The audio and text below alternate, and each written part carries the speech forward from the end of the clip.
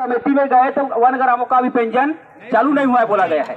और जब हम 15 नवंबर से धान खरीदी हुआ तो हम सोसाइटियों में जाना चालू किए तो आपका 1 ग्राम का अभी आदेश आया है। तो उसमें लगातार हम गए तो कैरी फॉरवर्ड बताया, कैरी फॉरवर्ड हमें अभी पता चला क्या चीज होता है कैरी फॉरवर्ड, क्या कैसा होता है। ये सिर्फ एग्री स्टेक वाला बात चलता था राजस्व का, सभी राजस्व वाले एग्री स्टेक करते थे, लेकिन 1 ग्रामों का एग्री स्टेक लागू नहीं हुआ था, है ना जी। वो प्रॉब्लम तो किसान कल कैसे पंजीयन करवाएंगे फिर।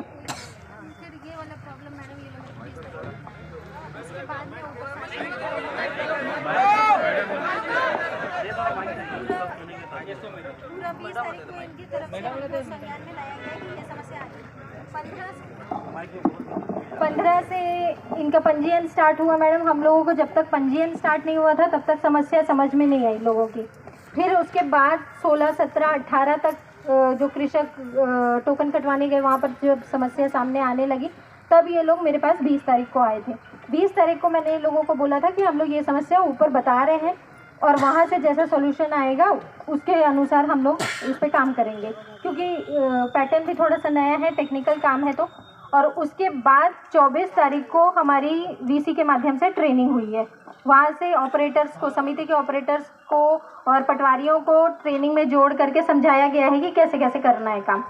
उसके बाद मैंने इन लोगों को कल बुलाया था कि 24 तारीख को हमारी जब ट्रेनिंग हुई उसी दिन ये लोग फिर से कर दिए कि 26 को धरना करेंगे।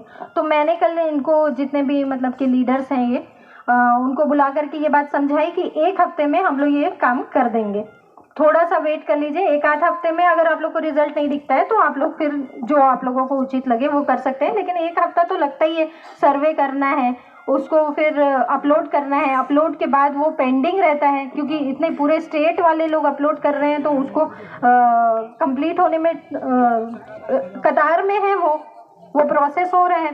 और आज ही जैसे हम लोगों को पता चल रहा है कि आज सुबह भी 4 लोगों का कैरी फॉरवर्ड वाला इशू सॉल्व हुआ है। कृषकों का नाम बताना तो मेरे को कौन कौन से कृषकों का है, ठेनी के ही 4 लोगों का आज सुबह कैरी फॉरवर्ड वाला इशू सॉल्व हो गया है और उनका जो है टोकन कटने के लिए नाम आ रहा है। ये बुधराम पिता मिलन, थम्मन पिता पूरन, जानकी पिता कुंगलू, उदय पिता श्यामलाल, इन लोगों का सॉल्व हुआ है।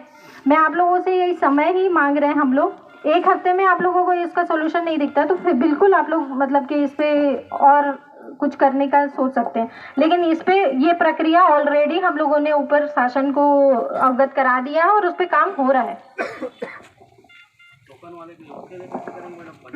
पंजीयन नहीं हुआ है। 15 तारीख से धान खरीदी हुआ है मैडम, आज तक के पंजीयन अधूरा है। धान किसान कर्जा लेके बैठे हुए हैं, कर्जदार किसान को परेशान कर रहे हैं। 1 ग्राम से राजस्व ग्राम जो हुआ है उसमें भी इनका जो समस्या है वो पूरी तरह पंजीयन के इशू नहीं था, उसमें ऐसा था कि खसरा सत्यापन वाला इशू था। तो खसरा सत्यापन भी कल भी हमारा पटवारी फील्ड में रहे, 16 गांव का ऐसा इशू आया था, उनको खसरा अलॉट करके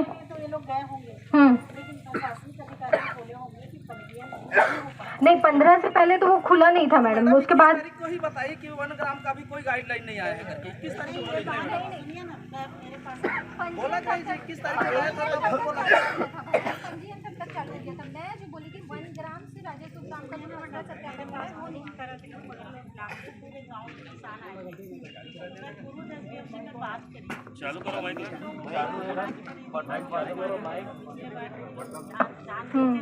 और अभी इन लोग का पूरा रकबा दिखा तो एसडीएम साहब बोले कि 1 ग्राम वालों का अभी नहीं हाँ प्रोसेस चालू है, लेकिन 1 हफ्ता हो गया। मैं यही तो बता रही हूँ मैडम कि हम लोग प्रोसेस में आने के बाद भी हम लोग कोई चीज़ें जैसे कि समिति के ऑपरेटर्स हैं उनको कुछ चीज़ें समझ नहीं आ रही थी कि प्रॉब्लम्स क्या आ रहे हैं। 24 को ट्रेनिंग हुई है, अब नया जो सिस्टम आता है समझने में भी कर्मचारियों को थोड़ा टाइम लगता है। तो 24 को उनको ट्रेनिंग हुई है, कल 25 है, आज 26 है। इसीलिए मैं आप लोगों को बोल रही हूँ 1 हफ्ता देख लीजिए आप लोग। और ऐसा 90% गांव में ऐसा नहीं है दिक्कत, जो 10% गांव में उन्हीं की समस्या है उसको हम लोग एकदम फोकस होके कर रहे हैं। अभी आप लोग देखेंगे यहाँ पर मोस्टली बेलर बहारा, ठेनी वगैरह इन्हीं पंचायतों के लोग